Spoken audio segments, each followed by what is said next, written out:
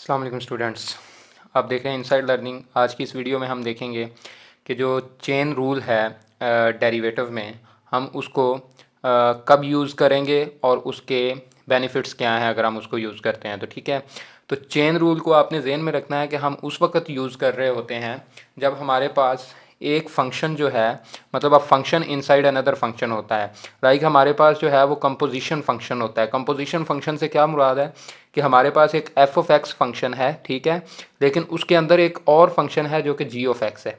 ठीक है, तो जब भी हमारे पास कोई ऐसी स्टेटमेंट आती है जिसमें कि हमारे पास जो एक फंक्शन है उसके अंदर एक दूसरा फंक्शन है, तो उस वक्त हम चेन रूल यूज़ कर रहे होंगे। ठीक है, चेन रूल का फ़ायदा क्या है, हम क्यों यूज़ करेंगे चेन रूल?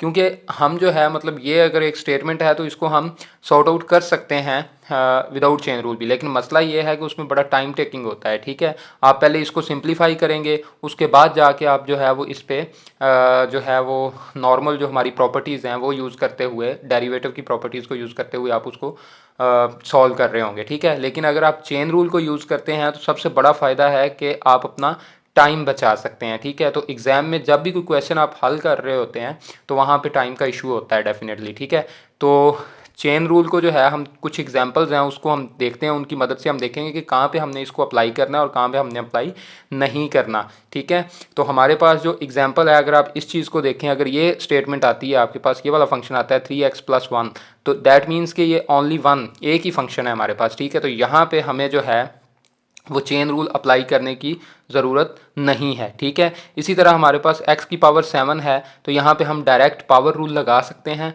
तो हमारे पास यहाँ पे भी चेन रूल अप्लाई करने की ज़रूरत नहीं है। ठीक है, अब अगर आप इस फंक्शन को देखें, ठीक है, तो ये एक फंक्शन है हमारे पास, ठीक है, और फिर एक बाहर हमारे पास एक पावर आ रही है जो एक मतलब कि फंक्शन है, एक दूसरा फंक्शन है, आउटसाइड फंक्शन है। ठीक है, तो एक फंक्शन है, उसके बाहर एक फंक्शन है, तो जब इस तरह की स्टेटमेंट आएगी तो यहाँ पे हम जो है वो चेन रूल का इस्तेमाल कर रहे होंगे। ठीक है, इसी तरह इसको अगर आप देखें तो x²+1, अगर जस्ट x²+1 होता तो हम यहाँ पे चेन रूल यूज़ नहीं करते, लेकिन उसकी पावर पे आ गया कोई, मतलब कोई भी आपके पास नंबर आ गया, ठीक है, लेट्स सपोज 7 है यहाँ पे। ठीक है, तो यहाँ पे भी हम चेन रूल अप्लाई कर रहे होंगे। ठीक है, इसी तरह ये वाला फंक्शन है x²+5x-6, तो यहाँ पे भी उसकी पावर 9 है, तो यहाँ पे भी हम चेन रूल का अप्लाई कर रहे होंगे। ठीक है, अब अगर ये वाला फंक्शन आ जाता है हमारे पास x²+5x-6, तो आप देख सकते हैं कि यहाँ पे हमें चेन रूल की ज़रूरत नहीं है, क्योंकि यहाँ पे सिंपली पावर रूल लग जाएगा हमारा,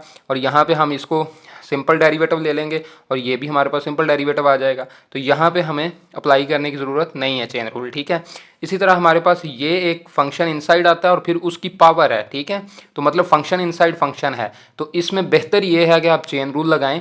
वैसे आप इसको सिंप्लीफाई करके कर सकते हैं, कुछ सब्सटीट्यूशन लगा के सिंप्लीफाई करें उसको और फिर आप उसको यूज़ कर लें, लेकिन वो क्या होगा, टाइम टेकिंग होगा। ठीक है, तो हमें टाइम बचाना है पेपर के अंदर। ठीक, तो इस केस में हम चेन रूल लगाएंगे। ठीक है, ये हमारे थे simple functions.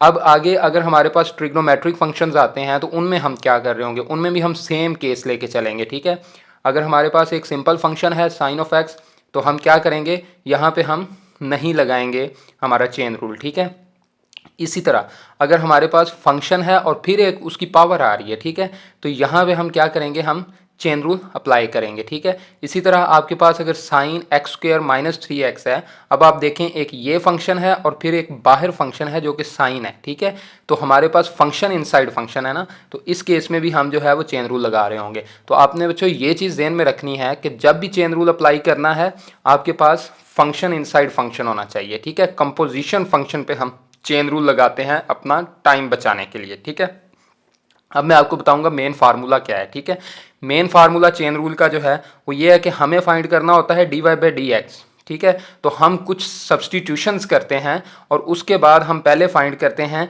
dy/du and then हम फाइंड करते हैं du/dx। ठीक है, जब ये दोनों चीज़ें फाइंड आउट हो जाती हैं, एट दी एंड हम dy/dx निकालने के लिए उनको मल्टीप्लाई करते हैं। जब मल्टीप्लाई करेंगे तो हमारे पास जो हमारा डिज़ायर आंसर होगा वो हमें मिल जाएगा। ठीक है, तो उम्मीद है कि आपको चेन रूल का इस्तेमाल कहाँ कहाँ इसको इस्तेमाल करना है वो समझ आई होगी। ठीक है, और मेरी वीडियो को लाइक करें और चैनल को सब्सक्राइब करें। Thank you.